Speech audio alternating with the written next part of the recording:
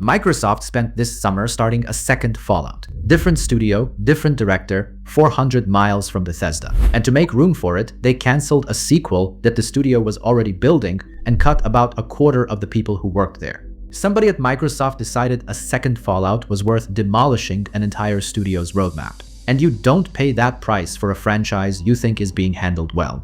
This is Microsoft saying, in the only language a corporation actually speaks, that they don't trust Bethesda to deliver Fallout on any timeline that's good. And Fallout at Bethesda means Fallout under Todd Howard since 2004, 22 years.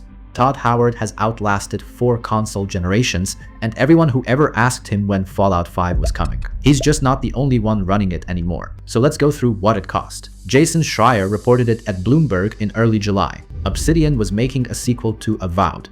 Microsoft killed it. 52 people were cut from Obsidian, and the studio's total reduction was roughly a quarter of its staff. Josh Sawyer, who was directing something else at the time, got moved on to Fallout.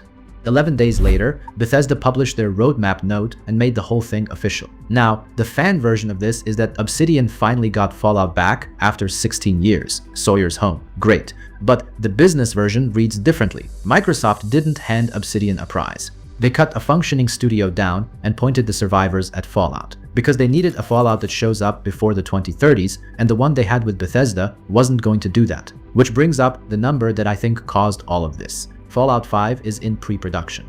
That's from Bethesda's own note, July 17th. Pre-production in 2026. Fallout 4 shipped in November 2015. So 11 years after the last mainline Fallout, the next one doesn't have a build. It has a concept and some people thinking about it.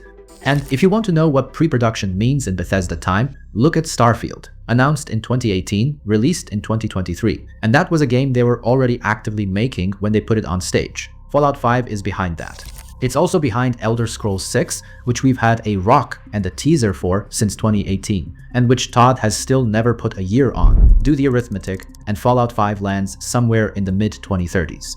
That's just my estimation, and there's no guarantees, because, well, Bethesda didn't give any dates or even date ranges, which is sort of what the problem is. And all of that was happening while the TV show turned Fallout into one of the biggest properties on television. Twice.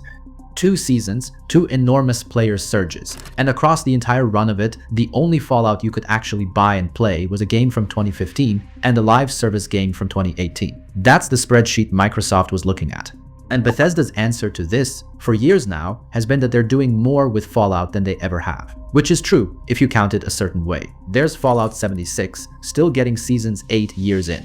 There's the Anniversary Edition, which went so smoothly that a 10-year-old game got dragged down to mostly negative on Steam and needed months of patches. There's a Nuka Girl statue you can buy right now for $160. And now there's remasters of 2 games from 2008 and 2010. So add it all up. What you've got is a franchise that's being maintained, merchandised, and resold, and hasn't had a new mainline entry since Obama's second term. Microsoft can read a profit and loss statement. None of that is a new game. Todd's been doing interviews about it ever since. He told Bloomberg the timing is right. He told Windows Central there's a huge amount of mutual respect between the 2 studios, and that they'd always been wondering whether they could find a way to work together. 16 years of wondering. Then one cancelled Avowed sequel, and the wondering resolves itself inside a week. And look, I don't think he's lying about respecting Obsidian. He's been saying versions of it for 15 years. Back in 2019, he told IGN they were the only group Bethesda really trusted with it. I think he means it. That's what makes it worse. He respected them that much, and still spent a decade and a half explaining why it wasn't quite the right moment, and the right moment only showed up when somebody above him made it show up. I think the real truth is that he's jealous, and watch what he wouldn't say.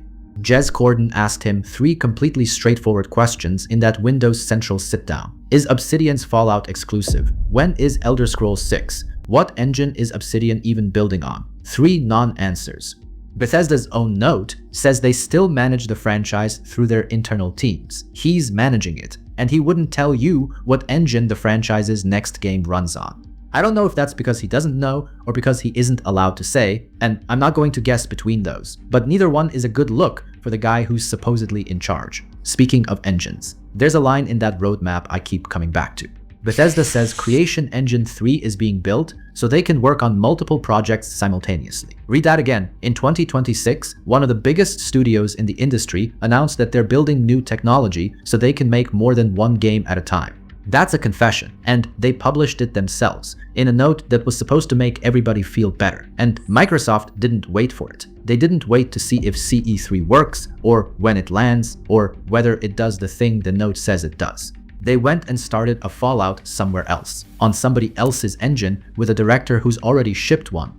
If you trust your studio's plan, you wait for the plan. Microsoft went and bought a spare. There's a second half to the trust question too, which is who's actually holding the pieces. Josh Sawyer is directing the Obsidian game. He directed New Vegas. Tim Kaine, the man who created Fallout, works at Obsidian. Leonard Boyarsky, who co-created it, has been there for about a decade.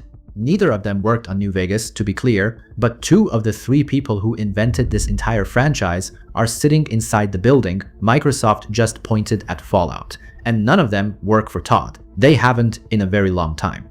So when you ask which half of this company has the Fallout expertise in it, the answer is awkward. Bethesda owns Fallout. Obsidian employs the men who made it, plus the director of the one everybody agrees is the best. I'll be fair about the limits of that. A studio isn't its founders. Obsidian just lost a quarter of its staff, and some of the New Vegas veterans went out in that round. Good names on an org chart don't ship anything on their own, but Microsoft had to choose where to put a Fallout game, and one of the 2 options had Tim Kaine in it. So where does this actually leave him? Todd Howard still runs Bethesda Game Studios. He's still got Elder Scrolls 6, which is the real crown jewel here, and the reason none of this turns into something much worse for him. He's still got Fallout 5, whenever that is. He's got the Fallout 3 and New Vegas remasters, although Bethesda pointedly didn't say who's making those either, and I'd like an answer on that one. What he doesn't have anymore is the assumption. For 22 years, if you wanted a Fallout game, the process was that you waited for Todd Howard to feel ready. That's finished. There's a second door now. Microsoft built it deliberately, and they knocked over a studio's worth of other plans to get it open. And I think that's the thing worth understanding about July. Nothing was confiscated. Nobody lost a franchise in a meeting. What happened is quieter, and it's worse.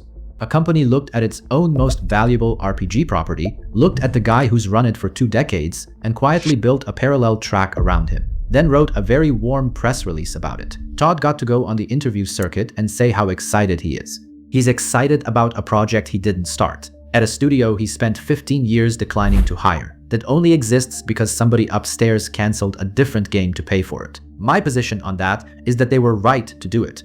I think the Obsidian game is the best news this franchise has had in 10 years, and I think the reason it exists is damning.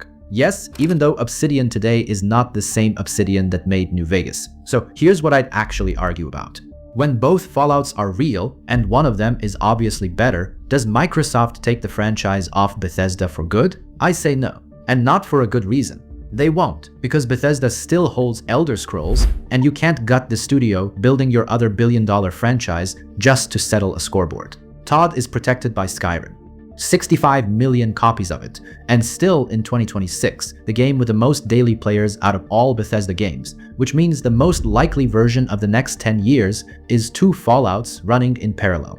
One Fallout that arrives and one that keeps not arriving, made by the same company, with everybody pretending that's a strategy instead of a hedge.